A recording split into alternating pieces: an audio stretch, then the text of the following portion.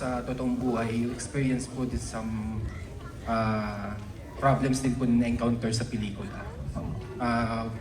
With your relationship with your real children po. Well, yung sa pelikula, wala naman akong masyadong na-experience na ganun sa real life. But of course, sa bawat pamilya, meron tayong mga konting problemang pinagdadaanan. Siyempre, hindi natin binabaliwala yun, pinag-uusapan natin.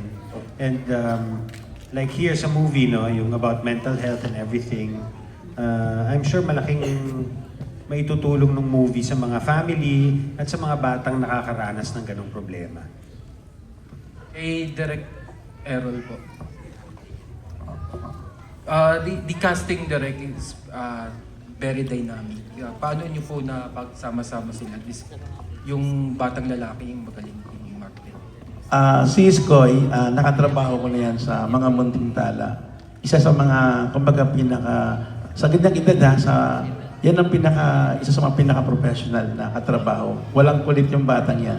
So, talagang nag-internalize yung batang yan. Pagkausap ko siya, kaya-kaya niya eh. Actually, hindi ko siya masyadong dinirect kung tutuusin.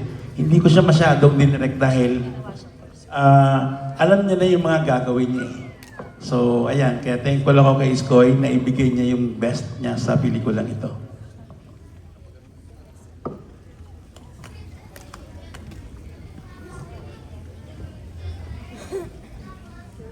Thank you po.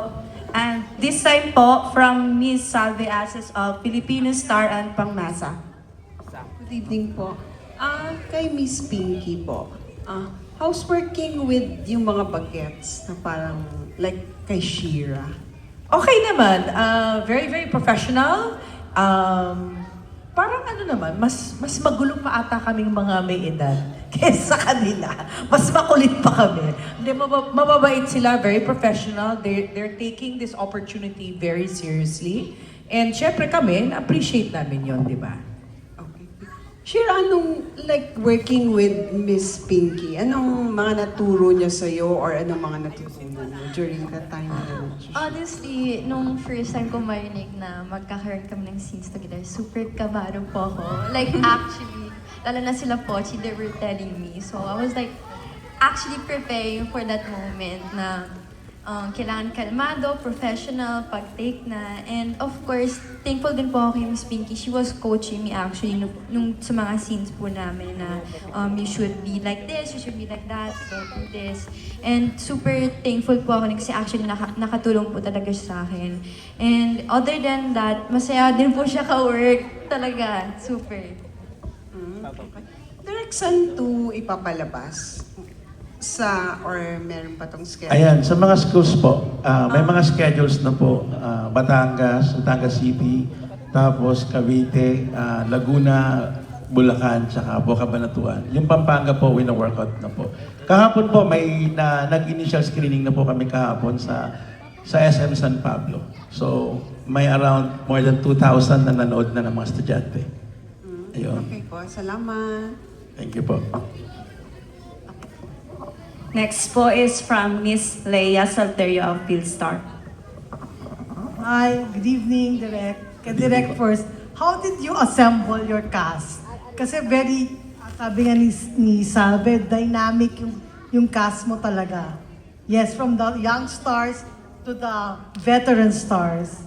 Ayan, originally po talaga, ang concept ng Breaking the Silence is school lang talaga. Pang higher level po yung na i-cater namin. Kaya lang, nung nag-usap kami ni Ma'am Ann, ng producer, sabi ko, Ma'am, pwede natin i-capture yung elementary. So, tinulungan ako ni Ma'am kasi maraming contacts si Ma'am na mga...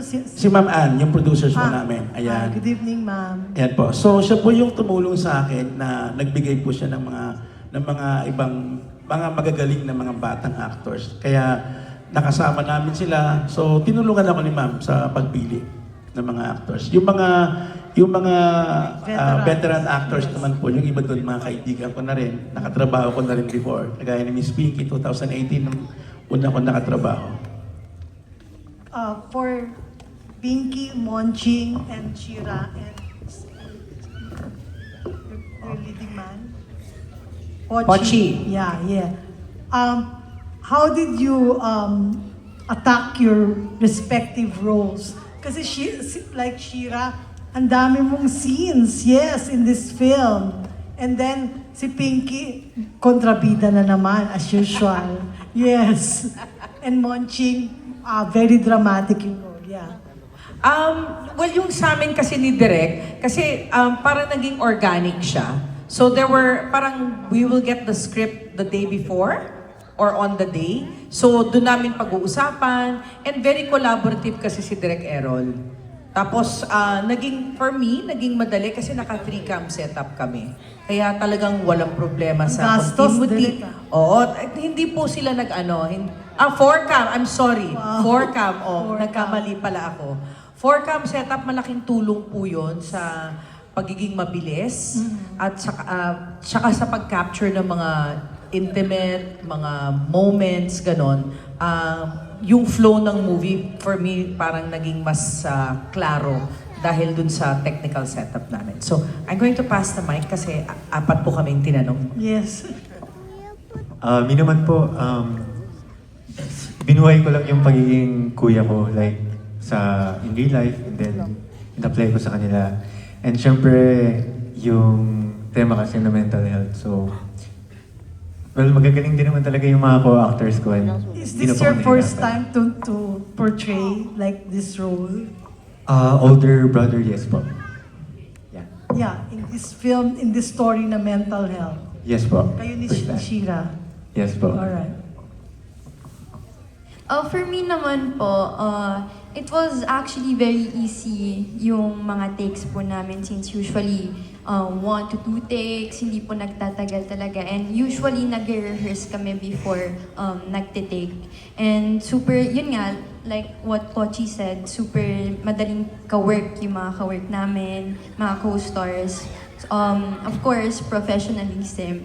And for my role, yeah, ang dami ko nga pong like eksena here. And siguro ang naging mahirap lang yung time management, yung scheduling and everything. Pero other than that, nagawa ng paraan and very successful naman. Yung sa role ko naman po, yung pagiging student, I've done that before, pero yung about mental health po talaga, first time ko. And of course, nowadays, super serious topic po ng mental health. And Yes. siguro in-apply ko na lang po talaga yung mga naramdaman po ng mga kabataan po these days. When did you start shooting this?